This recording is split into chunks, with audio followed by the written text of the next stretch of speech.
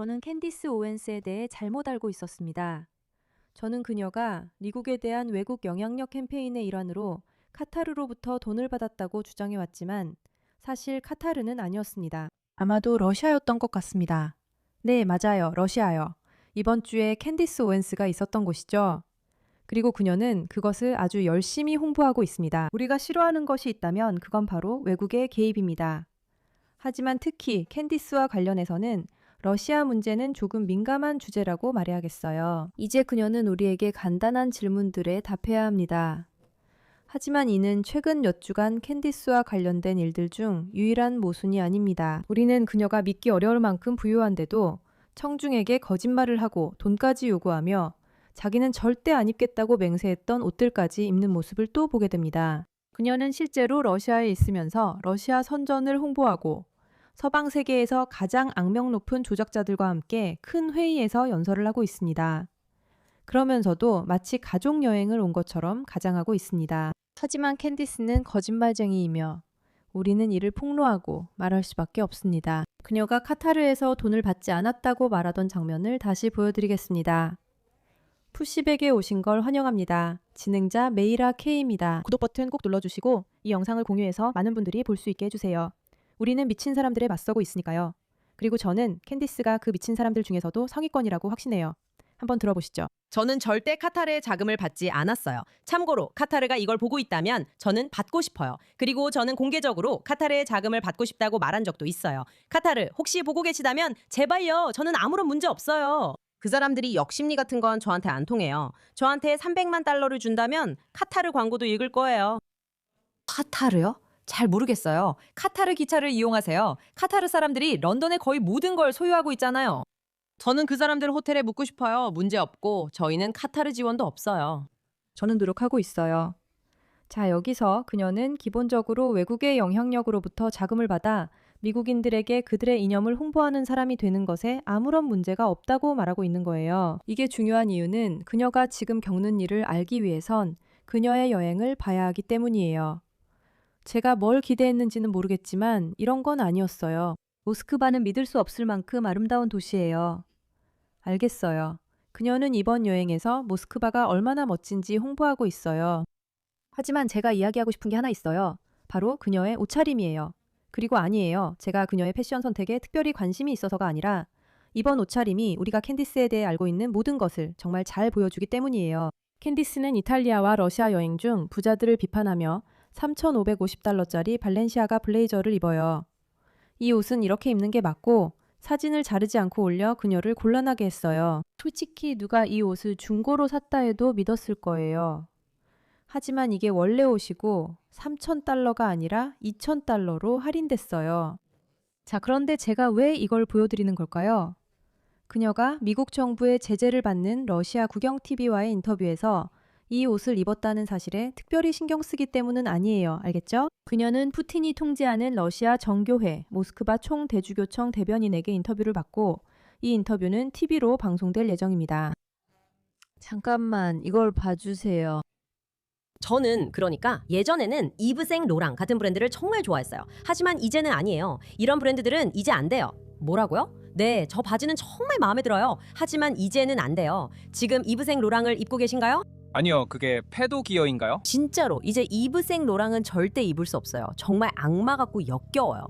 이 사람들이 그랬고 그리고 나서 그걸 유행시키겠다고 했죠. 예를 들어 발렌시아가 사건이 있었잖아요. 그래, 고민형이 여전히 묶여있고 뭔가 이상하게 연결돼 있었지. 맞아. 이게 다 프랑스 브랜드야. 난 한 번도 믿지 않았어.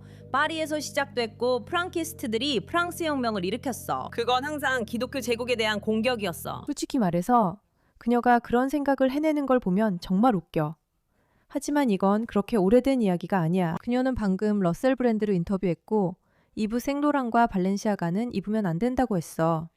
이유는 그냥 그렇대. 지그문트 프로이트가 이걸 명확히 썼어. 이게 우리의 종교야. 사람들이 알게 되면 문제가 생겨서 우리는 글을 쓸 때 위장해야 해. 우리는 항상 그렇기 때문에 정직하지 않아야 해. 알아. 그녀는 발렌시아가를 입지 말아야 할 수많은 이유를 늘어놓지. 그리고 다시 이걸 읽어봐. 누구도 발렌시아가를 옹호하는 건 멋진 일이 아니야. 엄마로서 내 본능이 가장 중요해. 소아성애자나 아동 그루밍 가해자를 사회적으로 퇴출시키는 건 완전히 괜찮아. 이 점을 분명히 하고 싶어. 이건 2022년 것이고 그녀가 정신적으로 이상해지기 전이야. 하지만 지금 생각해보면 그녀는 늘 이상했어. 곧 그 증거를 보여줄게. 정말 웃긴 건 그녀가 러셀 브랜드랑 팟캐스트에서 이 옷 절대 입지 마 라고 해놓고 지금은 그렇게 하고 있다는 거야. 사람들은 그녀가 이 옷을 눈치채지 못하게 다르게 묶었다고 해. 하지만 그녀는 여기서 발렌시아가를 입었어. 이게 바로 캔디스가 하는 행동이야. 다른 사람들한테는 꼭 이렇게 행동해야 한다고 말하잖아. 그리고 나서는 그냥 나가서 자기가 하고 싶은 대로 다 해. 물론 자기 지지자들에게 돈을 달라고 하고 경호원을 찾는 걸 도와달라고, 경호 자금을 지원해달라고 하지. 어쩌면 그녀가 3,000달러짜리 정장을 안 입었다면, 물론 부자인 그녀가 그런 옷을 입는 건 자유다. 하지만 그녀는 경호원을 고용할 여유가 있어. 그녀가 비싼 옷도 입고 경호도 받을 수 있는 이유는 그녀가 정말 부자이기 때문이야. 그래서 만약 당신이 힘들게 번 돈을 캔디스 오웬스에게 주고 있는 바보들 중 한 명이라면 그녀가 팟캐스트에서 입은 발렌시아가 정장 사라고 돈을 보내.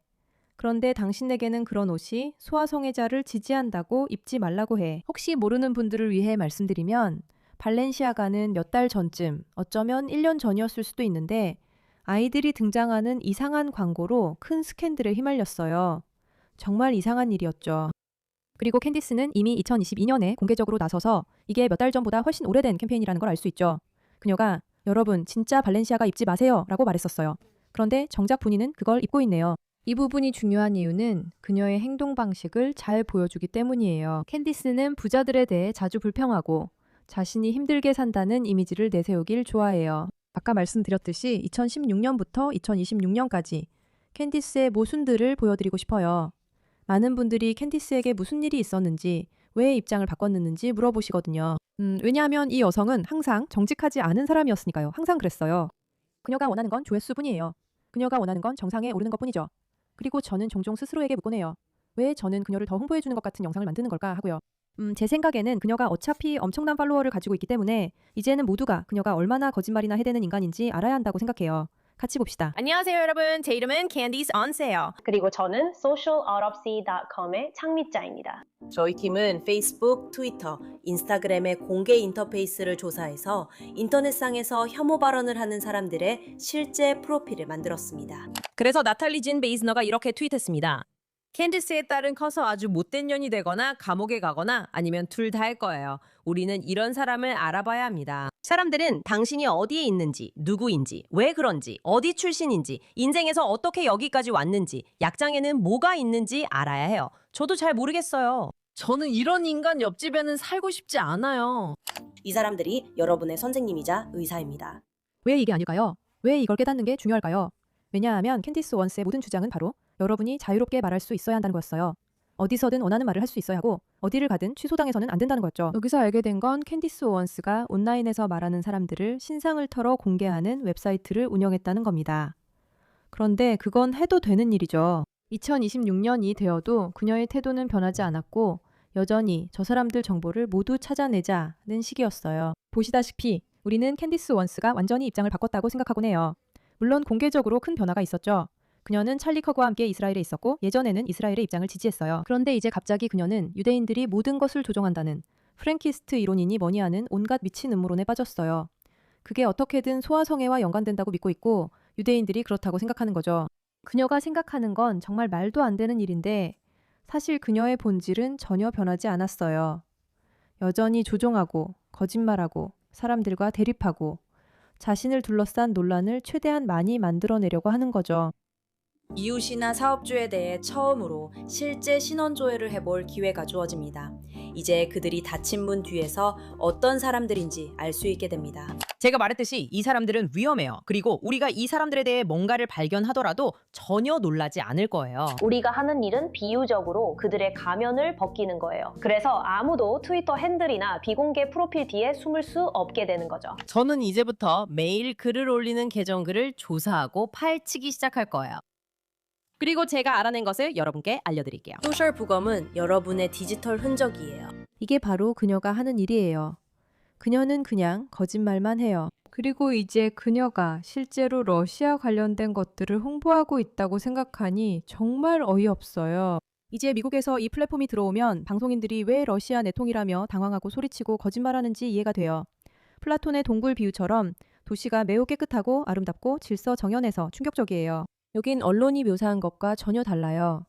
그녀는 러시아 선전을 퍼뜨리고 있고 밖에서는 혹시 캔디스가 유대인에 대해 말하려는 건 아닐까? 라고 생각할 수도 있어요. 어쩌면 에리카 쿠그에 관해서는 캔디스 말이 맞을 수도 있죠. 하지만 제발요, 여러분. 러시아가 문제라는 건 이해하고 계시죠? 독재 정권이 좋지 않다는 걸 아시죠, 혹시? 아닐 수도 있겠지만요. 어쩌면 여러분은 모를 수도 있겠네요. 그렇다면 캔디스 원스를 따라가는 바보일 뿐이죠. 하지만 이런 모습을 보는 건 정말 흥미로워요. 어쩌면 우리가 처음부터 틀렸을 수도 있어요. 어쩌면 그녀를 지원하는 곳이 카타르가 아닐 수도 있겠네요. 어쩌면 사실은 러시아가 미국 내에 더 큰 혼란을 일으키려고 그런 걸 수도 있어요. 그게 항상 그들의 전략이었으니까요. 서방을 무너뜨리려 하기보다 내부에서 무너지게 내버려 두는 거죠. 그걸 어떻게 하느냐고요? 분열을 조장하는 목소리를 부추기는 거예요. 지금쯤이면 캔디스 오웬스가 그런 사람 중 하나라고 확실히 말할 수 있을 것 같아요. 아무튼 이 문제에 관심 가져주셔서 감사합니다.